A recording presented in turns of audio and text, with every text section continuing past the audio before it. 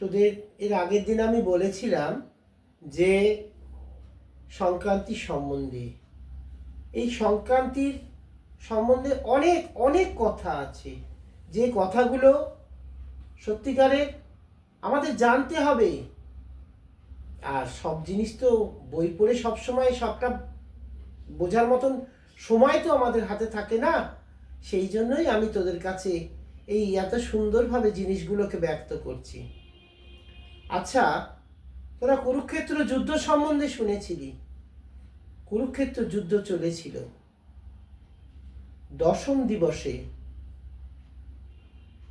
ভীষ্মকে অর্জুন তীর নিক্ষেপ করেন এবং সেই ভীষ্ম তখন মাটিতে পড়ে যাননি, স্বরাঘাতের স্বরের ওপরে উনি শায়িত ছিলেন। ভীষ্ম কে ছিলেন? অষ্টবসুর এক বসু। বশিষ্ঠের অভিশাপগ্রস্ত হয়ে উনি মর্তলোকে জীবন ধারণ করেছিলেন। তেজদীপ্ত, বীর্যদীপ্ত, সৎ, ওইরকম একটা মানুষ, যা সত্যিকারের অষ্টবসুর এক বসু বলেই সম্ভব হয়েছিল। ওনার নাম ছিল অষ্টবসুর মধ্যে দয়জফলা হর্ষ।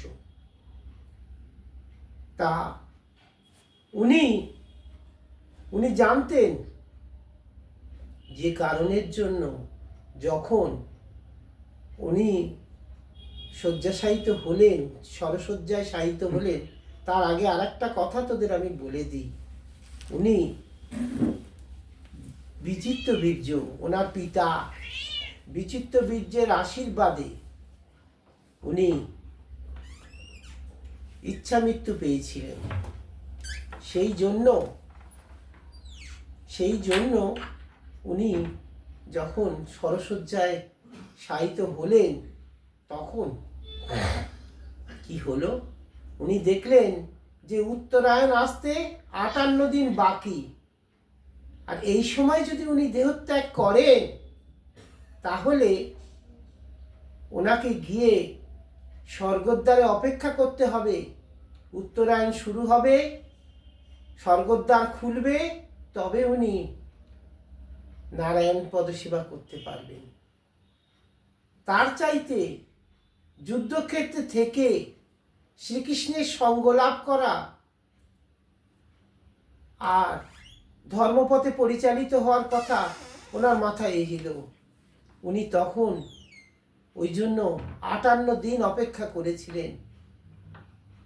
এই মকর সংক্রান্তির ভোরে উনি দেহত্যাগ করলেন, যার জন্য আজও বহু বহু গ্রামেতে খড় বাঁশ দিয়ে পৌষ সংক্রান্তির দিন ভীষ্মের পুত্তলিকা তৈরি করে দাহ করা হয়। আর কেন তোদের মাছ মাংস ডিম পেঁয়াজ খেতে বারণ করলাম? এই দিনটা হচ্ছে ভীষ্মের মৃত্যুদিন।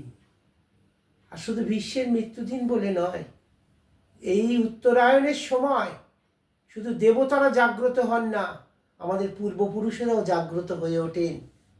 এই দিনটা বহু পুণ্যের দিন। এই দিনটা তোরা পালন করবি, খুব সুন্দরভাবে পালন করবি। তোদের পূর্বপুরুষের আশীর্বাদ তোদের উপরে বর্ষিত হবে। সমস্ত দেবতা জগৎ জেগে ওঠেন এই দিনে।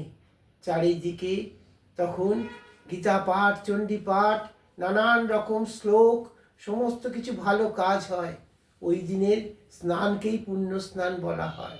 এই যে কুম্ভ মেলা, এই যে তোর ইয়ের মেলা, গঙ্গাসাগর মেলা, হ্যাঁ, এই যে আজ বড় বড় সন্ন্যাসী থেকে শুরু করে, নাগা সন্ন্যাসী থেকে শুরু করে যত বড় মানুষ সব আসে এই পুণ্য স্নানে। কেন? এই স্নান করে তারা তর্পণ করে। এইটাই হচ্ছে ব্যাপার। আমি আরও তোদের অনেক কিছু বলবো, তোরা শুনতে থাকবে। ভালো থাকবে।